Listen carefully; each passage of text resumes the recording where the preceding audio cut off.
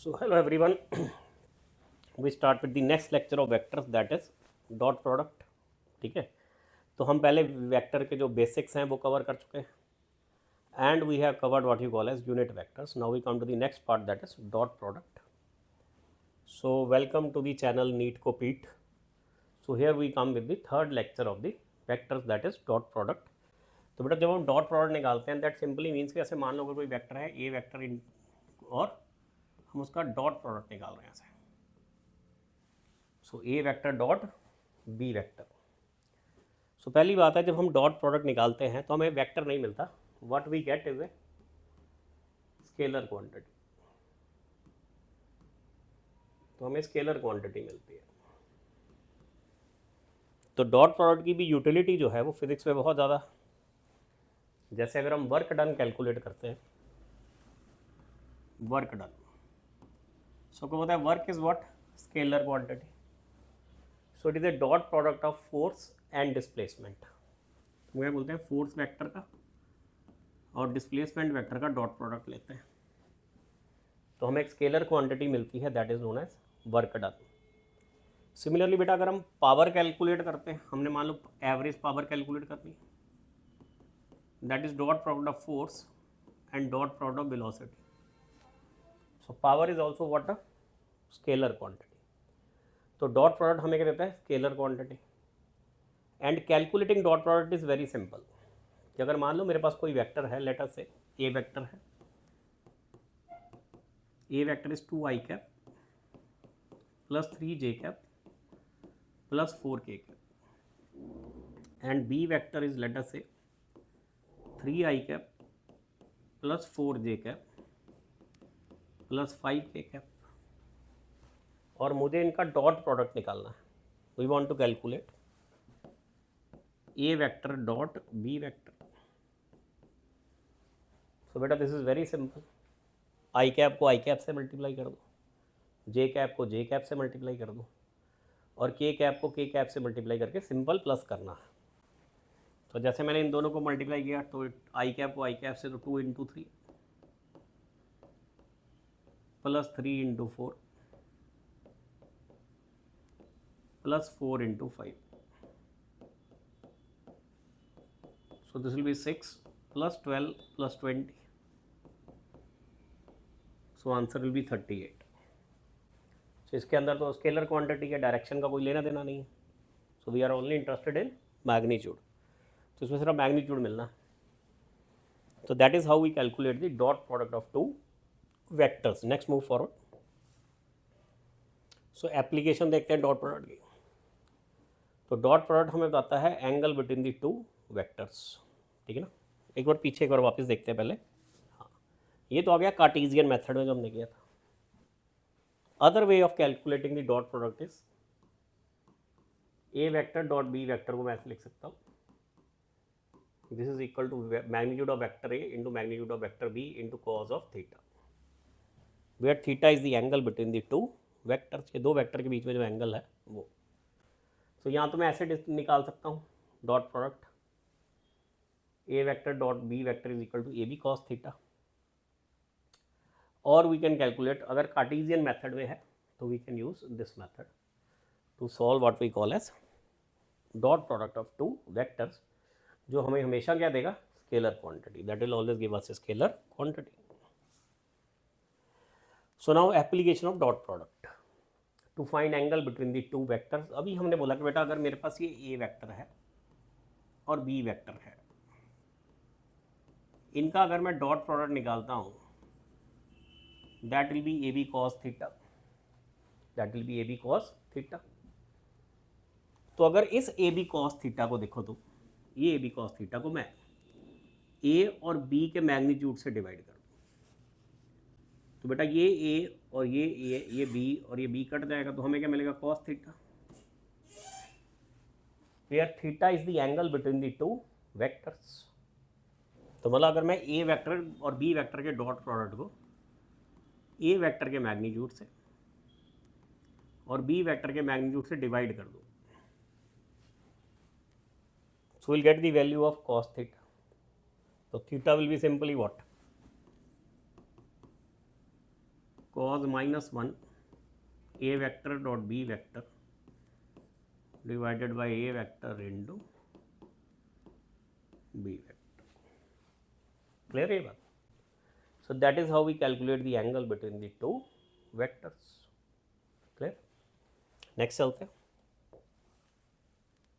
Projection of A vector. मैंने तुम्हें पहले ही बोला था प्रोजेक्शन ऑफ वेक्टर का मतलब होता है कंपोनेंट ऑफ वेक्टर.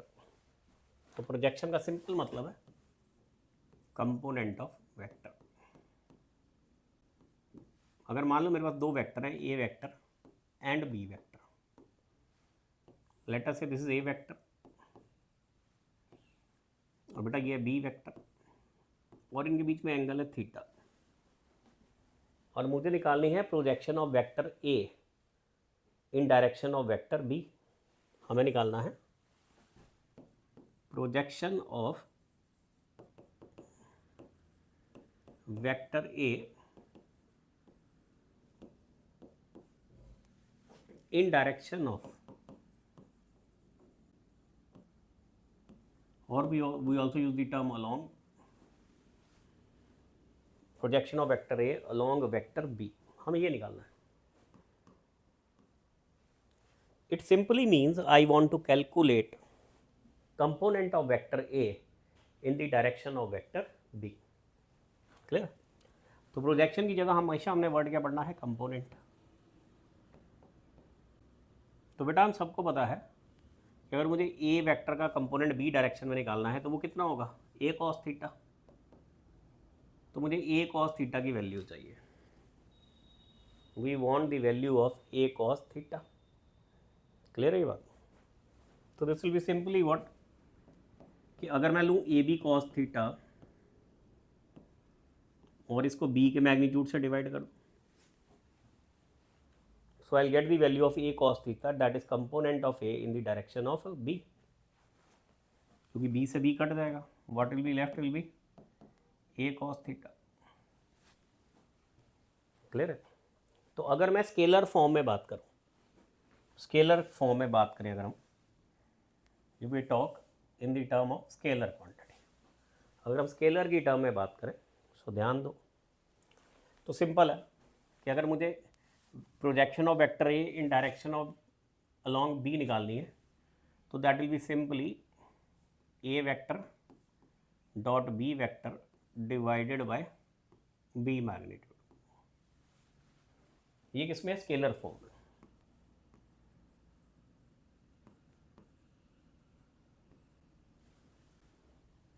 और अगर मुझे वेक्टर फॉर्म में निकालनी है, we want to calculate this value in the vector form.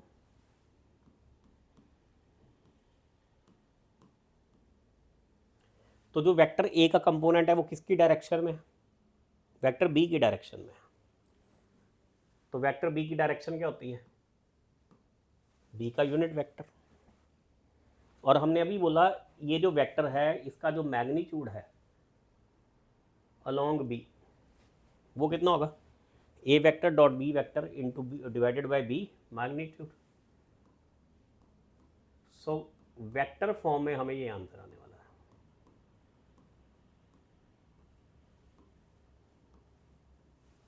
This is the angle which this is the answer what we are going to get in the vector form. Clear है? Let us take an example. बेटा a vector है, इसको मैं थोड़ा और छोटा कर, ये मिनट है,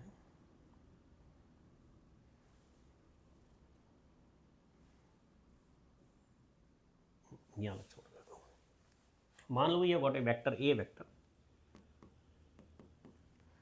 is equal to I cap plus J cap and there is a b vector that is equal to 2 I cap plus 3 j cap. तो मुझे चाहिए कम projection of vector A along vector B. First we only want to calculate the magnitude, मुझे सिर्फ magnitude निकालना. तो मैंने बोला that will be A vector dot B vector by B vector magnitude.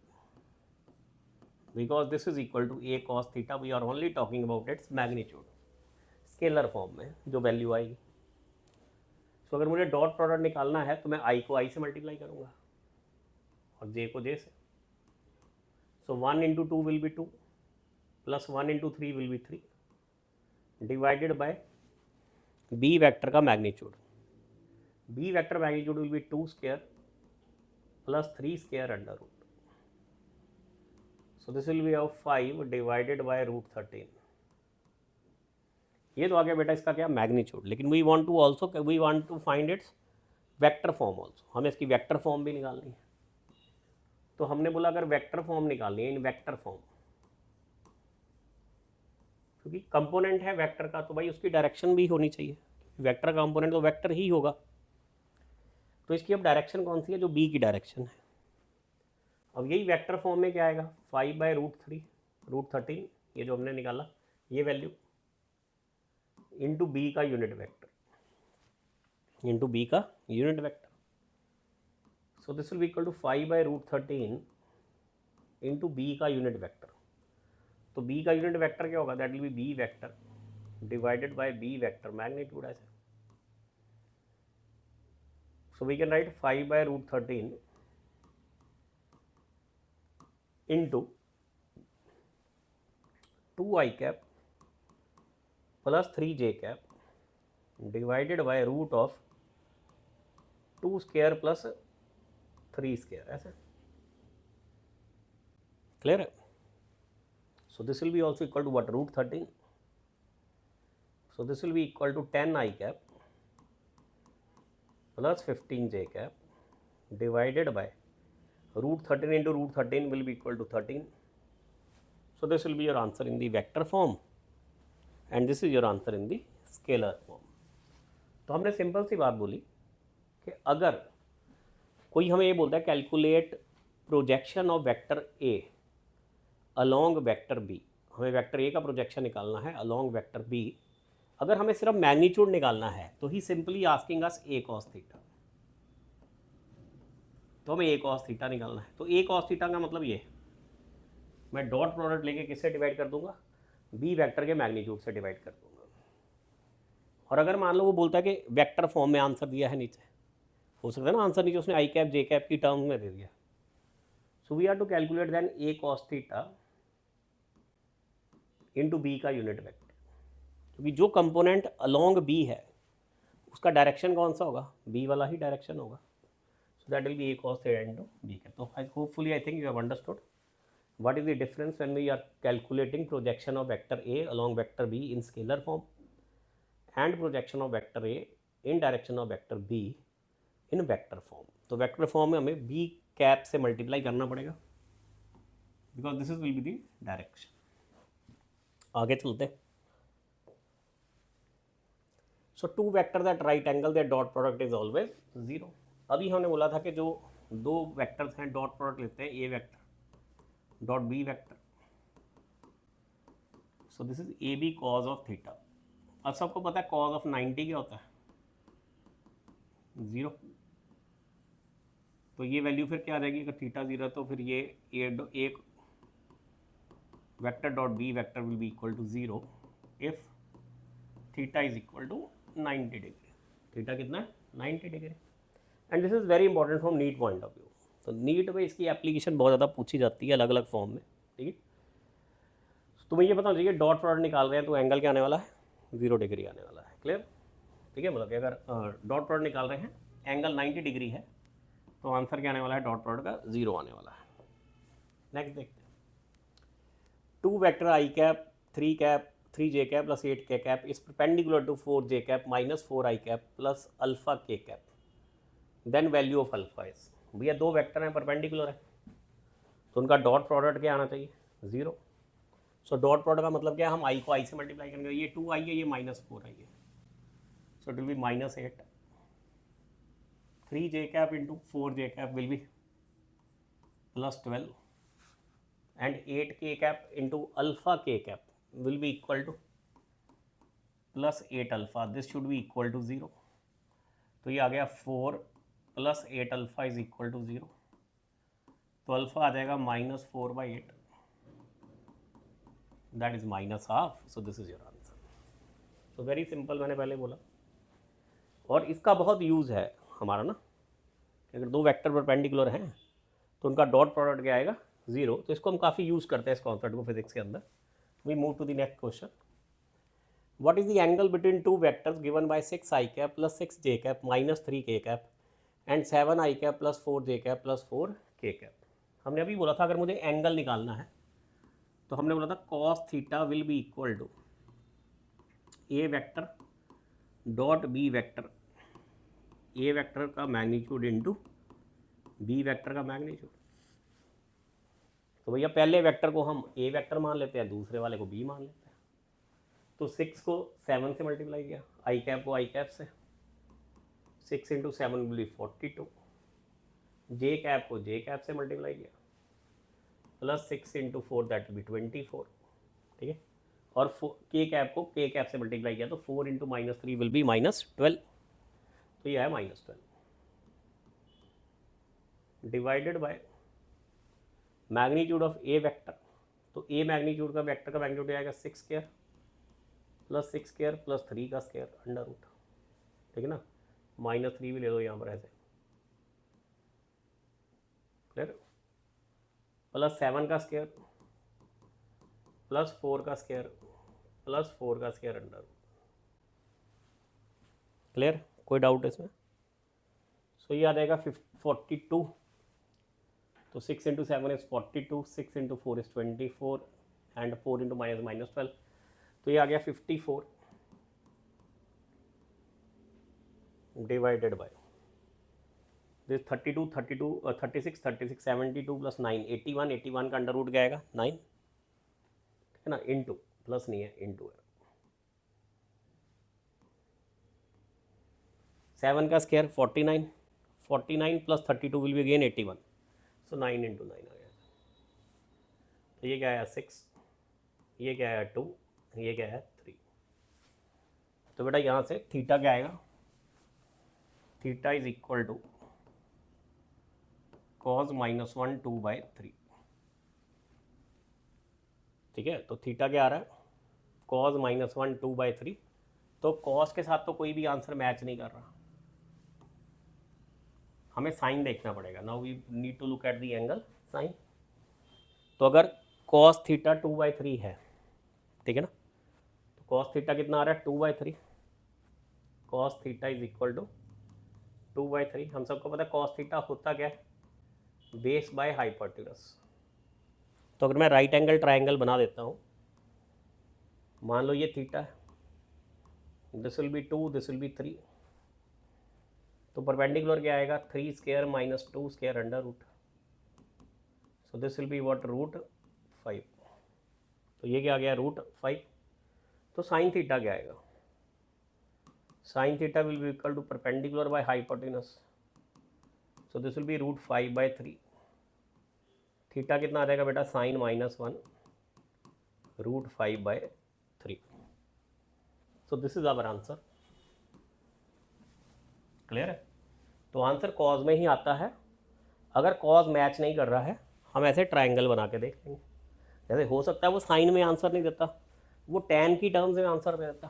तो सबको पता है टैन क्या होता है, tan is perpendicular by base. अगर मैं टैन थीटा लेता तो परपेंडिकुलर इज √5, बेस इज 2, तो थीटा को मैं ऐसे भी लिख सकता था टैन -1 √5/2। तो वो तो एग्जामिनर के ऊपर डिपेंड करता है, एग्जामिनर तुम्हें कॉस की टर्म में आंसर पूछेगा, कॉस की टर्म में आंसर पूछता तो आंसर ये आता, टैन की टर्म में पूछता आंसर ये आता, साइन की टर्म में पूछा है तो आंसर ये आएगा। So we know that now this answer is D.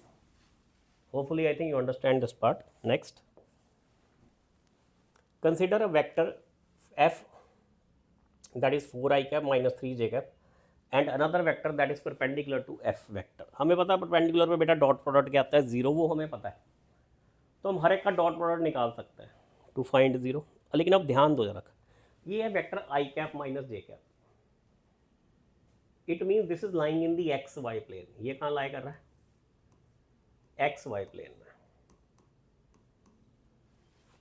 तो तुम समझते हो अगर कुछ कोई भी ऐसा वेक्टर होगा which is only long z axis, that will be at 90 degree to them, ठीक है ना। तो जैसे 7k कैप दिया है, तो 7k कैप क्या होगा, ये भैया अगर ये z एक्सिस है तो 7k कैप इधर होगा, तो इनके बीच में एंगल कितना होगा 90 डिग्री। सो बेटा this will be our answer. और we can simply calculate dot product and check. जैसे मान लो ये 4i cap minus 3j cap, और मैं इसको लिख देता हूँ प्लस 0k कैप, और 7k कैप को मैं क्या लिख सकता हूँ, 0i cap plus 0a cap j cap plus 7k cap. सबको मल्टीप्लाई करोगे तो आंसर क्या आने वाला है, 0। Anything multiplied by 0 is 0। सो यहाँ पर तुम्हें आंसर क्या मिलेगा, 0। Clear. So answer will be 7k cap. Otherwise हम मल्टीप्लाई करके चेक कर सकते हैं, लेकिन एक बात समझो, अगर कोई वेक्टर सिर्फ आई कैप और जे कैप की टर्म में लिखा, it means it is lying in the X Y plane, क्योंकि resultant always lies between the two vectors. तो अगर दो वेक्टर एक्स वाई प्लेन में है तो उनका जो रिजल्टेंट आएगा वो भी कहाँ लाई करेगा, एक्स वाई प्लेन में ही लाई करेगा। तो अगर कोई वेक्टर अलॉन्ग जेड एक्सिस है तो it will be at 90 degree to them, और 90 डिग्री पे डॉट प्रोडक्ट क्या आता है बेटा, 0 आता है।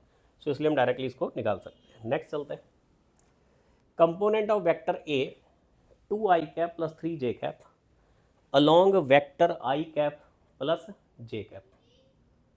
So we want to calculate component of vector A 2i cap plus 3j cap along vector i cap plus j cap. हमने भी बोला था अगर मुझे वेक्टर कंपोनेंट निकालना है, कंपोनेंट किसका, ए का, तो I want to calculate value of A cos theta, ये निकालना है, ठीक है ना। तो ए कॉस थीटा का कंपोनेंट निकालना है, तो क्या है, इन दोनों को मल्टीप्लाई करके, late us say this vector is B. तो अगर मुझे, मैं इनका डॉट प्रोडक्ट ले लेता हूँ, A vector dot B vector, और इसको मैं बी वेक्टर के मैग्नीट्यूड से डिवाइड कर देता हूँ। So this will be A B cos theta divided by B. तो आंसर क्या आने वाला है, ए कॉस थीटा। क्लियर। तो आंसर क्या आने वाला है, ए कॉस थीटा। तो बहुत सिंपल बात है।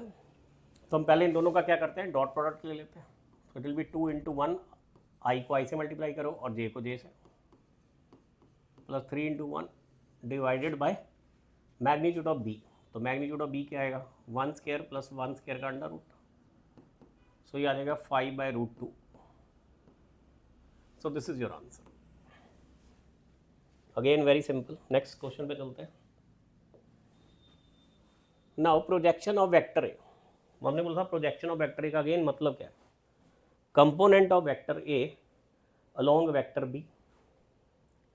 तो हमने बोला था ये स्केलर फॉर्म में भी निकाल सकता हूँ, वेक्टर में। अब नीचे आंसर स्केलर फॉर्म में दिया, answer is given in scalar form. तो it is very simple, A vector dot B vector divided by B vector का कम मैग्नीट्यूड। सो मुझे क्या मिलेगी, projection of A vector along B vector. मतलब simple सी बात है ना, I want A cos theta, समझो। सो बेटा this will be what, A B cos theta, और ये क्या आएगा, बी, तो बी कट जाएगा। तो ये अब मुझे ये चाहिए। सो पहले मैं ए वेक्टर बी वेक्टर का डॉट प्रोडक्ट निकाल लेता हूँ। सो आई कैप को आई कैप से मल्टीप्लाई करना है, सो 1 × 4 प्लस जे कैप को जे कैप से मल्टीप्लाई करना है, -2 × -4 प्लस के कैप को के कैप से मल्टीप्लाई करना है, तो 7 × 1 divided by magnitude of B vector. So this will be 4 square plus -4 का स्क्वायर प्लस 7 का square under root. Clear. So this will be 4 plus 8 12, 12 plus 7 will be 19 divided by 4 का square 4, 16 plus 16 32 plus 49 under root 81, that will be 9, 19/9। So this is your answer. Answer आया। Clear है। Next चले। So particle move in the X Y plane under the influence of a force such that its linear momentum is given to us, P is equal to I can write cos kt I cap and a cos kt, मैं open up कर रहा हूँ, a से multiply कर देता हूँ अंदर, a cos kt I cap minus a sin kt j cap। यार ये ना बड़ा स्टैंडर्ड क्वेश्चन है, ठीक है। अब उसने क्या बोला, क्या particle moves in the X Y plane under the influence of a force such that linear momentum is p is equal to a cos kt I cap and minus sin kt j cap, where a and k are constant. a और k क्या constants है. Angle between force and momentum. देखो एक बात समझो सब, Newton second law of motion क्या बोलता है कि force is equal to dp by dt. अगर मैं कॉस को डिफरेंशिएट करता हूँ तो मुझे मिलता है माइनस साइन, और अगर मैं साइन को डिफरेंशिएट मिलता हूँ तो हमें मिलता है कॉस. इन सब के बीच में फेज एंगल कितना आता है, मतलब डिफरेंस कितना आएगा एंगल का, 90 डिग्री का. तो डॉट प्रोडक्ट क्या आना चाहिए, जीरो. डॉट प्रोडक्ट क्या आना चाहिए, जीरो. तो फोर्स और मोमेंटम के बीच में एंगल क्या आता है, 90 डिग्री आता है, क्योंकि डॉट प्रोडक्ट दोनों को क्या आता है, जीरो. लेकिन इसको समझ लेते हैं अभी कि P vector is equal to A cos K T i cap and minus A sine K T j cap. इसके लिए तुम्हें थोड़ा सा डिफरेंशिएशन का नॉलेज होना चाहिए, तो ध्यान दो. ये होता है डी ऑफ डी टी, और अगर मैं ले रहा हूँ कॉस के टी, ठीक है, D of D T of cos K T. So this will, cos का होता है माइनस साइन. कॉस का डिफरेंशिएशन क्या आता है बेटा, minus sine. So minus sine, you are differentiating with respect to T, तो जो टी से मल्टीप्लाइड है वो आगे आ जाएगा. So we will write minus K sine of K T. इसको ऐसे का ऐसे लिख देना. तो हमने बोला कॉस का डिफरेंशिएशन क्या है, माइनस साइन. माइनस साइन जो टी के साथ मल्टीप्लाइड है ये के, इसको आगे ले आओ यहाँ पर, ठीक है, और के टी को ऐसे का ऐसे लिख दो. सिमिलरली अगर मुझे D D T of sine K T निकालना है, साइन के टी, ठीक है, वी वांट टू कैलकुलेट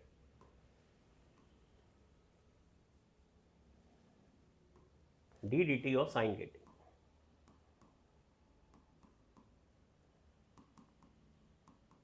तो साइन का डिफरेंशिएशन होता है बेटा कॉस, तो मैं लिखूंगा कॉस,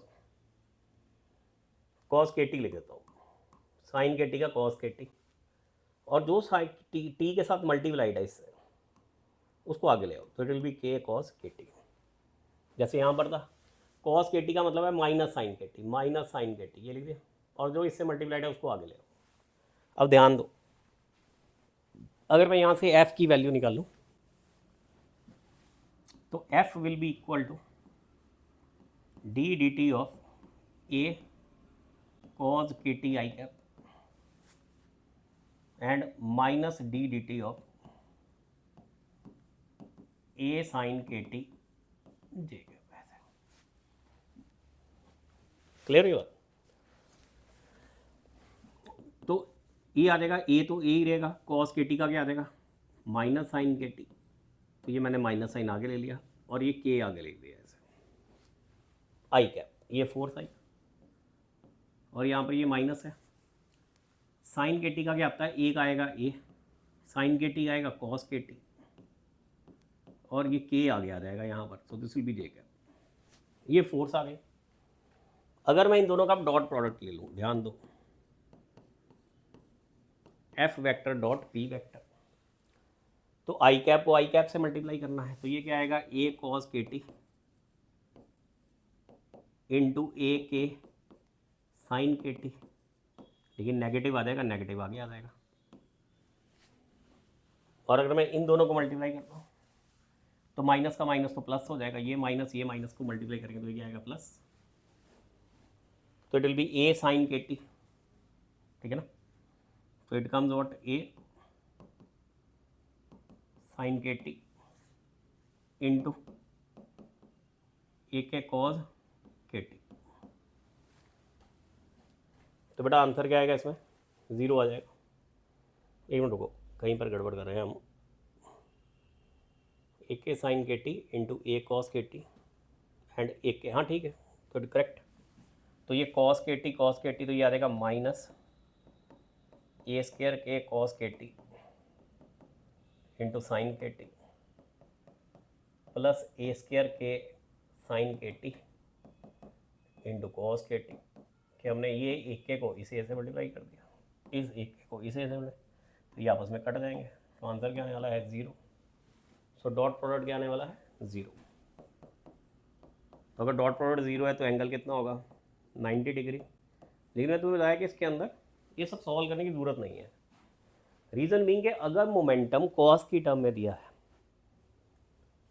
तो जो फोर्स आने वाली है वो साइन की टर्म में आने वाली है। अगर मोमेंटम साइन की टर्म में दिया है तो जो फोर्स आने वाली है कॉस की टर्म में आने वाली है। तो इनके बीच में एंगल का कितना फ़र्क होता है, साइन और कॉस में 90 डिग्री का फ़र्क होता है। सो वहाँ से यू कैन ईजिली कैलकुलेट। ये मैंने आपको प्रूफ दिया है, लेकिन ये स्टैंडर्ड क्वेश्चन है। तो अगर मोमेंटम जो है वो कॉस या साइन की टर्म में लिखा है तो उससे हम जो फोर्स निकालते हैं तो डिफरेंशिएट करके निकालेंगे। तो कॉस का डिफरेंशिएशन है माइनस साइन और साइन का डिफरेंशिएशन क्या आएगा, कॉस। तो इनके बीच में एंगल कितना आता है, 90 डिग्री का ही एंगल आना है हर बार। तो answer will come out to be 0। तो ये सब करने की ज़रूरत नहीं है, लेकिन मैंने तुम्हें बताया कि answer actually how we have reach this particular answer. Next चलते हैं। Now a particle moves with velocity 6 I cap minus 4 j cap 3 k cap under meter per second under the influence of a constant force 20 I cap plus 15 j cap minus 5 k cap. We are to find the instantaneous power. तो भैया अगर मैं निकालता हूँ power instantaneous, that is equal to F vector dot V vector. Power क्या है, power is F vector dot V vector. ठीक है, तो यहाँ पर ये हमें इन दोनों का डॉट प्रोडक्ट लेना पड़ेगा। सो it will B particle move with velocity of 6 I cap minus 4 J cap plus 3 K cap. तो आई को आई से मल्टीप्लाई कर दो, तो 6 into 20 plus minus 4 into 15 plus 3 into minus 15। So this is 120 minus 60 minus 45। ठीक है, माइनस 60 माइनस 45, तो minus 3 minus 5 है, sorry this is minus 5, wait this is minus 5। So it is 3 into minus 5, 3 into minus 5 minus 15। So this is 120 minus 75. So we get the answer 45. So this is 45 joule per second. This will be your answer. Next चलते हैं. Again, force and displacement is given. You have to calculate work done. A force F is equal to 5 A cap plus 6 J cap plus 4 K cap acting on a body produces a displacement as 6 I cap minus 5 cap K cap. Find the work done by the force. तो बेटा work done क्या होगा, work done will be equal to F vector dot S vector. तो I cap को I cap से multiply करेंगे, J cap को J cap से मल्टीप्लाई करेंगे, K cap तो है ही नहीं, तो 5 into 6 will be 30 and 6 J cap 0 है ना, तो इसके अंदर J cap है, K cap है, तो J cap को तो 6 इंटू 0 करेंगे तो 0 आ जाएगा। 4 K cap को माइनस 5 K cap से मल्टीप्लाई करेंगे, ठीक है ना, 4 K cap को माइनस 5 K cap, तो this will be what minus 20। So the work done will B 10 units. ठीक है ना, क्योंकि J cap है ही नहीं, इसका मतलब इसमें J cap क्या है, 0 J cap। तो तुम J cap को अगर J cap से मल्टीप्लाई करो तो आंसर 0 आ रहा है। तो work done will be 30 minus 20, that will be equal to 10। तो you have to simply take dot product, very simple. आगे चलते हैं। Two vectors A and vector B have equal magnitude if magnitude of vector A plus B vector is equal to n times the magnitude of A vector minus B vector, then angle between A vector and B vector. This is not a question of dot product, ठीक है, लेकिन एक standard question है, बच्चों को generally solve करने में difficulty आती है, इसलिए हमने इस क्वेश्चन को लिया है। तो if magnitude of A vector plus B vector is equal to n times the magnitude of A vector minus B vector, then angle between A vector and B vector. तो लेते हैं इसको क्वेश्चन को। तो A vector plus B vector का जो magnitude है this is equal to n times magnitude of A vector minus B vector, ऐसे दे रखा है। Clear, this is what is given to us. हमें बताना है angle between this two vectors.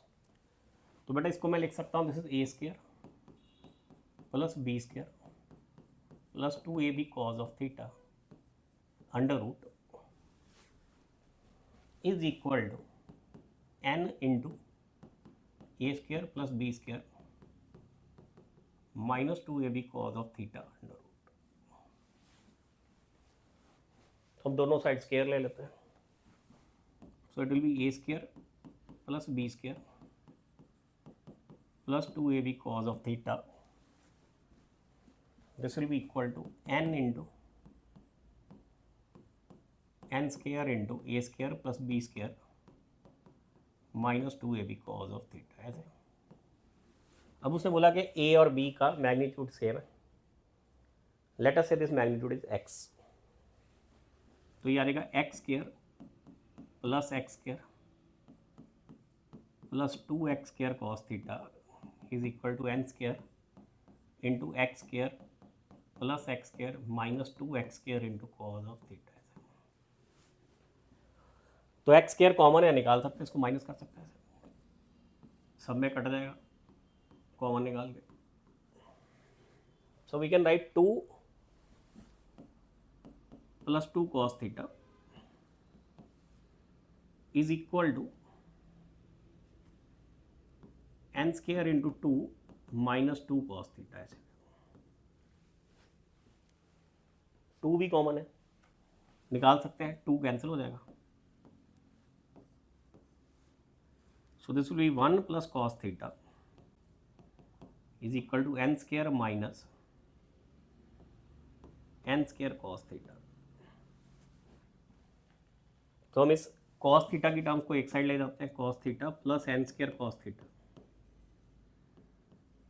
is equal to n square minus 1।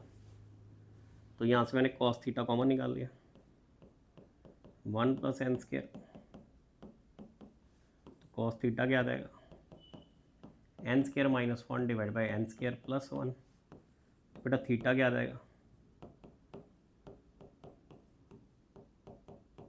So this will be your answer. Clear? It is standard question, ठीक है। Generally बच्चों को इसका solution में दिक्कत आती है, that is reason I kept this question in the end कि हम इस क्वेश्चन को डिस्कस करें, ठीक है। चलो, so this will be our answer. तो बहुत सिंपल है, स्टेटमेंट के साथ साथ ही चलना है।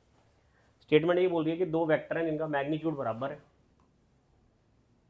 और A vector plus B vector का magnitude is n times the magnitude of A vector minus B vector. तो क्वेश्चन ये बोल रहा है, और क्वेश्चन ये भी बोल रहा है कि A vector is equal to B vector, magnitude हमने बोल दिया ये x के बराबर है, हमने ये वैल्यू डाल दिया अंदर और इसको हमने सॉल्व कर दिया। आगे चलते हैं हम इसके ऊपर। At what angle must the two force x plus y and x minus y act so that the resultant may be x square plus y square? Again standard question, not a question of dot product, ठीक है। तुम्हारे पास दो force हैं x plus y and x minus y, वो कितने angle पर act करें कि बेटा हमें रिजल्टेंट क्या मिलने वाला है, root X square plus Y square. तो सिंपल सी बात है, we can say X plus Y का square plus X minus Y का square plus 2 into X plus Y into x minus Y into cos of theta should be equal to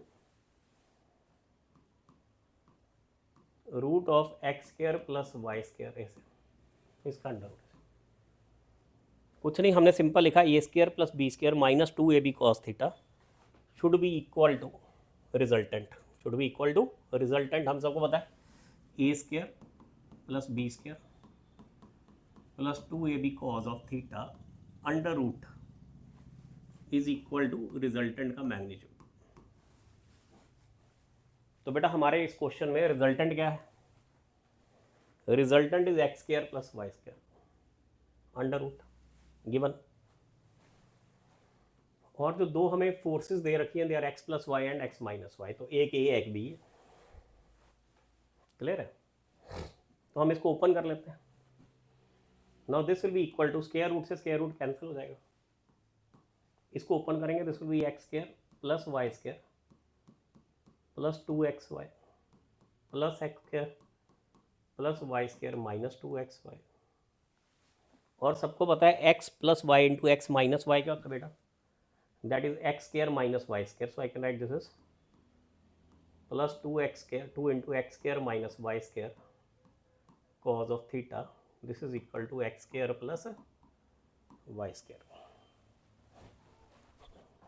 So now let's see, यहाँ से ये x square y square और ये x square y square आपस में cut जाएगा. ये 2xy और ये माइनस 2xy आपस में कट गए. क्लियर है? क्योंकि अगर मैं इसको इधर ले जाऊँगा तो ये माइनस हो जाएंगे. So we can now write that x square plus y square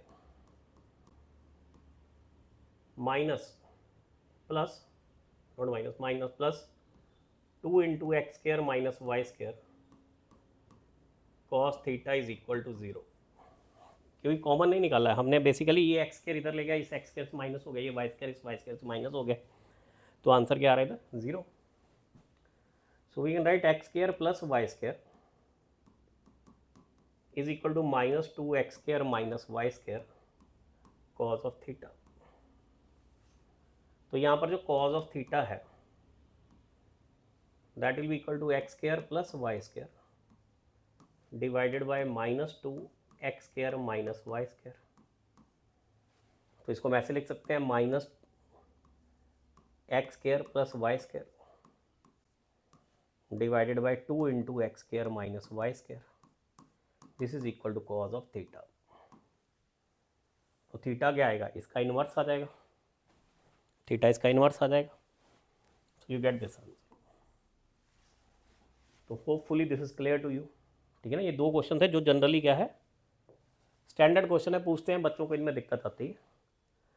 so you can go, you can एक बार इसको रिवाइज कर सकते हो वापस. So here we conclude dot product. अब डॉट प्रोडक्ट के बाद we are only left with one very small topic that is cross product.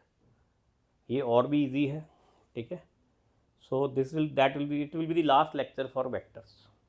सो अगर तुमने इतना वेक्टर्स आता है जो मैंने तुम्हें कराया है, ठीक है, so vectors question will be taken care of in your entrance exam.